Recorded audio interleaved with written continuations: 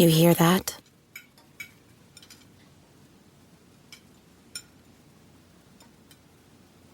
That's the awkward silence of a family dinner after you just got caught vaping. Most vapes contain high levels of nicotine and disappointment. Brought to you by The Real Cost and the FDA. Alright, what's up guys? Welcome to another episode of the TMossBoss Show, and in today's episode, I wanted to talk on how gaming developers don't care about their games, yet they will brag about how they've put all this time and effort into the games just for the games to come out. And I saw a video and I was like, that's honestly a perfect way of putting it, but they literally release like 40% of the game and then the other 60% is added through DLCs and crap. And I'm like, fam, whatever happened to where, like, you could just buy a game and everything that you needed in the game was right then and there? Yeah, if they come out with DLCs, that's one thing. But it doesn't even seem like that DLCs. I feel like, here's what I feel like.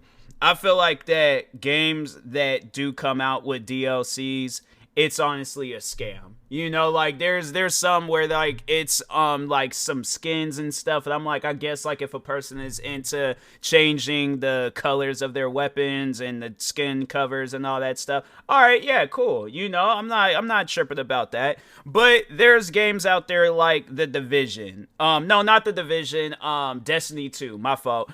But no, like they'll say that the game is free, knowing that that game ain't free, but then they'll come out with a DLC that adds on to whatever is going. It's pretty much an update. They have you paying for an update. It ain't even like, cause with most games, bruh, when you want people to play your game, you want to add missions in the game that's going to cause people to play it. But having it where they have to spend $60-something or however much money on a DLC where it only contains like, 5 missions? But the selling point of that DLC is that you get a season pass. Why is it that every developer out there, maybe not every, but there's a lot of developers out there where they think that they can buy us off with season passes, not realizing we're the ones that's doing the buying. How are you going to buy us off with some stuff, but you guys literally don't do nothing, and then we're the ones that's like, it's crazy to think like, bruh, I'm really out here taking care of video games like they are a child in elementary. Man, like, what's up with that? What's up with, like, just, these season passes, freaking shady DLC, shady companies? Like, I'm confused because when did gaming fall off? Like, I have all these questions that's just running through my mind. I have all these things that's running through my mind right now, and I'm trying to figure out, when did gaming fall off? What game caused all of these games to just fall off? And I feel like it has a lot to do with the commercial successful games. Like the Fortnites, the Apexes, the Call of Duty Warzones.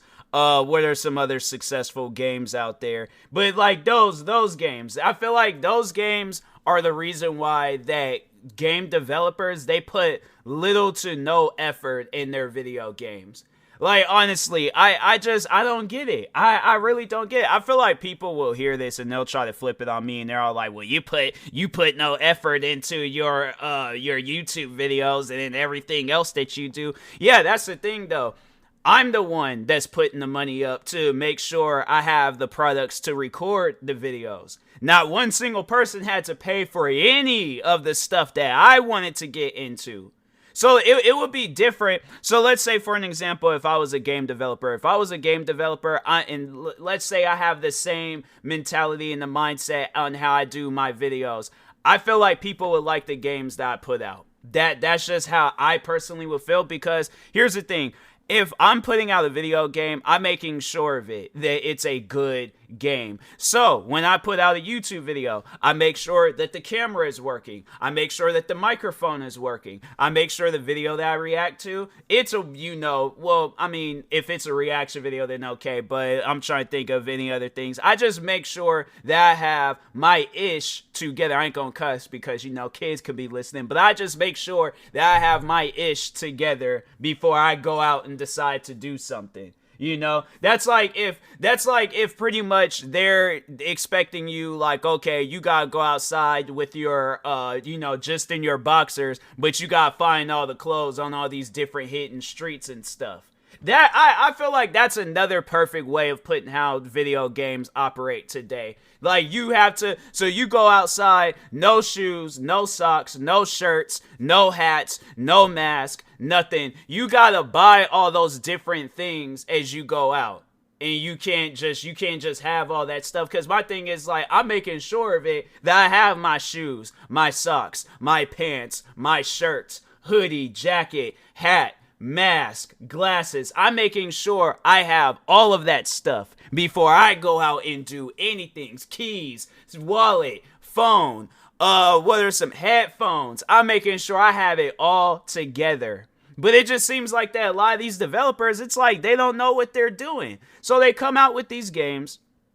They make it seem like it's going to be the greatest games of all time, and it's not. What upsets me is, like, that there's games out there that are actually good, and they get looked over because, oh, Call of Duty, they want their commercial time. What are some Apex Legends? They want their commercial time. Fortnite wants its commercial time. All these higher ups, they all want their commercial time. And what I'm trying to figure out, what's so fun about these games? You know, like, I get if this is like, if you don't really play a whole lot of different games and then those are the only, okay, you know, play what you want to play and stuff. But what am I looking at? I'm like looking at a shadow on my wall and stuff, and I'm trying to figure out, like, what is that? Is it the headphones? No, it's not the headphones. Okay, this is my hand. I'm like looking at something on the wall, and it is it the, no, that's not. What is this? I don't know what this is, like, that's on my wall. It's like it's there, but it's not there. That's weird. I don't like that. I don't like how it looks. It just looks weird. Is it these? I feel like it's the, hold on for a second. Nope, that's not it. What is this that I'm looking at on my wall, bro? It does not look right. I don't like it. It looks weird. It's not, okay, I like how I'm just, nope, that's not it. Bro, this is crazy. I have no idea what it is that I'm looking at. And it's like right here in my computer region, and I can't figure it out. I wish I should take like a picture of it and show you guys. Cause I'm like, I don't know what this is. It's like, it's not, it makes it look like it's my table, but it's like, it's not my table. I'm literally covering whatever it is. That's not it. That's weird. I figured it out. It was my shoes. I was like, my shoe, the way my shoes was, you know what, I'm gonna switch these shoes around, because I'm like, the way it's like reflecting off of my wall, it looked weird. And I was like, nah, I don't like how that looked. I'm all like, I'm a man of the Lord. I can't have stuff like that in my house. Nah, man, I'm like, it was not looking right. But anyways, but no, overall, you know, getting back to what I was talking about and stuff, but no, I just don't really like how games are today, because at one point in time, bro, when you think back on games, like back in just like, I mean, any period before the Xbox One and PlayStation 4 period, it seemed like that we thought that games were going to get better because there is new technology coming out. You had it where like this Xbox One was like, it was amazing. It was a lot better than the Xbox 360, right? Like games look better, all that stuff. Like it was like, wow, this is going to be crazy. Same with PlayStation 4. And then, you know, games, they started releasing and it's like, that's not good, bro. Like, I have yet to see some games in this day and age reach a 5-star or even a overwhelmingly positive on Steam, depending on which you play on, PC or console. But I have yet to see any of those games get good ratings. And it's like, fam, you guys are I just want to see, for an example, how much is Activision worth? Because Call of Duty being one of them, $62.16 billion. Like, You mean to tell me you guys are worth that much? And let's see, Ubisoft, Arts. I don't know why I can't say Electronic Arts. EA Games, for those that didn't know what the EA stood for. Take-Two Interactive. I think Grand Theft Auto is owned by them, or they do something and things. They don't show. Okay, so that's financials. They don't really show, like, it shows cost of revenue. Oh, so these guys, cost of revenue. I wonder if that's like for the year or March 22. What's this? March 20. So it shows, no, that's not. I don't think that's accurate. Wait, revenue 2.1 billion euros. What is that? I wonder what is how much is that into US to dollars. So 2.2 billion dollars and things. That's how much they're making, out here and stuff. So that's Ubi. I think that was, what is it, Ubisoft? All right, so that's Ubisoft. Let's see, Electronic Arts revenue. That was last year. So this is just like revenue for last year and things. So pretty much like $7 billion for EA. And for Take-Two Interactive, they, I really don't be hearing too much about them, but theirs was $1.4 billion. So it's like, a lot of these companies out here you guys are in the billions, and you mean to tell me that you can't come out with a decent $60 video game, but you guys are worth that much? Here it is that there's people out there, let's just see the one person that worked on Power Wash Simulator. I would like to know what their net worth is, because if their net worth, developer, Future Lab, publishers, Square Enix, Naughty App Studios. Well, I'm gonna look at the developers, because I feel like that whoever they are, they most likely, they know what they talking about. Salary, no, not salary. Net worth. I guess I don't know. Future Lab, limited company check. I don't know if this is an accurate website or not. I wonder if this is. So it looked like theirs is like, oh, nah. Why is this thing not opening up? Open up, bruh. Dang, I'm trying to do a podcast episode and it wouldn't take forever to open up. Shouldn't take that long to open up. All right, it's being stupid. I don't know. Is something going on with my internet? No. Okay, so that's just Google just being stupid and things. But anyways, it looked like their net worth wasn't all that high and stuff. Not compared to like 2K. Let's just see 2K's net worth, because 2K games net worth. The company also owns 50% of professional esport organization, NBA 2K League, Take-Two Interactive. Oh, so they're still all within that company and stuff. Total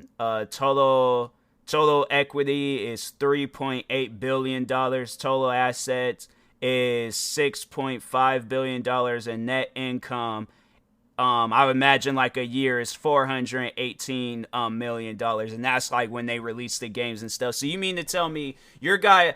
So that's how much them 2K games are making, a year. Like, or let's just look it up just to play. How much does 2K make a year? Game revenue was So they make more, all right? So they make a lot more. Game revenue was $1.2 billion in quarter 2 2023, up from $833 million in Q2 2022.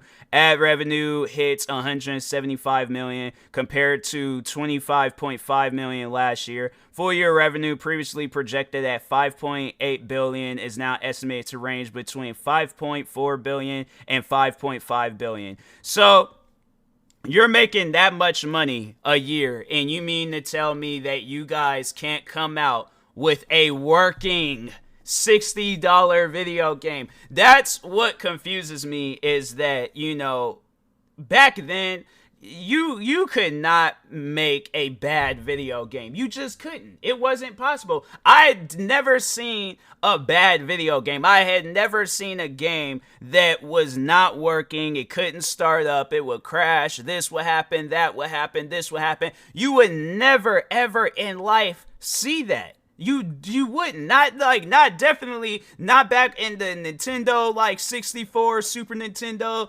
Sega.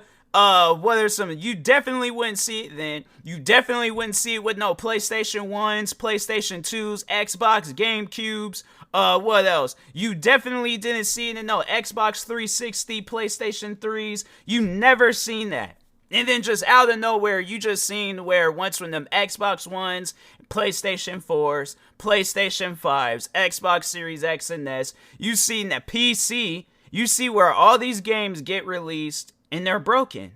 Why?